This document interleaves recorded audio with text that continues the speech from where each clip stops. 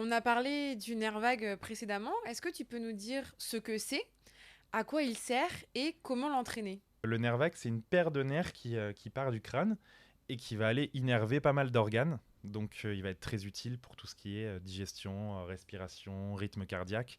C'est vraiment un nerf primordial et c'est celui qui va nous permettre de passer de nos différents états. Par exemple, quand on est calme, donc on est en parasympathique ventral, quelque chose arrive dans notre vie, on va se mettre en fuite ou en attaque, donc il va passer en sympathique, il va nous faire passer en sympathique. Et si on peut plus fuir ou attaquer, il va nous faire passer en parasympathique ventral.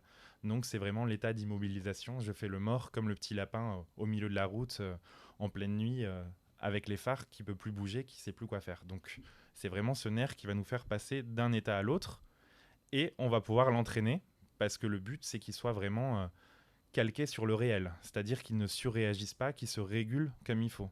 C'est-à-dire, se passe quelque chose d'anodin dans ma vie, et ben j'ai pas envie de passer en état de fuite ou d'attaque ou carrément de dissociation, de je fais le mort. C'est ce nerf vague et cet entraînement du nerf vague qui va nous permettre de vivre un peu plus sereinement et d'être un peu plus calme et de gérer mieux les situations de stress. On peut le muscler, par des exercices de respiration par exemple, par des gargarismes, des choses comme ça, des vibrations en fait, on va le faire vibrer, oh, on va pouvoir venir le stimuler.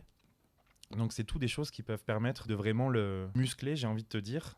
Et c'est des outils qu'on va pouvoir utiliser en warm-up chez nous, à la maison, et qui vont vraiment nous aider à vivre plus sereinement notre vie. Oui, et ces exercices, justement, pour pouvoir stimuler le nerf vague, par exemple, là, ce que tu Ah viens ouais. de faire, je l'utilise parfois en début de Mm. séance.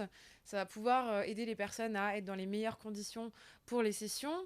Et vous pouvez soit les proposer en début de séance pour tout le groupe, soit vous pouvez aussi les proposer pour si vous avez des participants ou des participantes qui ont du mal vraiment à rentrer dans l'expérience, qui ont vraiment du mal à rentrer dans la transe, qui ne s'activent pas après plusieurs séances. Vous pourrez leur proposer de faire ces exercices tous les matins, ou en tout cas le plus souvent possible, à la fois pour qu'elles puissent justement vivre l'expérience de la Kundalini Activation, mais aussi ça pourra grandement les aider dans leur quotidien, puisque si ces personnes ne s'activent pas, c'est que ça a aussi un impact dans leur vie. C'est super intéressant et on vous fera part de ces exercices juste après. Les exercices, plus on les fait, plus ils vont avoir d'effet. C'est comme ça qu'on fonctionne. On veut apprendre un nouveau mouvement de yoga, par exemple, plus on le répète, et ben plus on va intégrer de nouvelles connexions, plus ça va être facile. Donc vraiment, le faire en début de séance, c'est bien. Proposer à la maison, c'est encore mieux. Donc on aura des exercices pour le nerf vague, on aura des choses pour les réflexes archaïques. Quelque chose de pas très long, mais de vraiment ciblé. Et effectivement, plus ce sera récurrent, pour certaines personnes, et ben mieux ce sera parce que le système nerveux comprendra qu'on a besoin de ces facultés-là, on a besoin de créer ces nouvelles connexions. Donc très très bonne réflexion.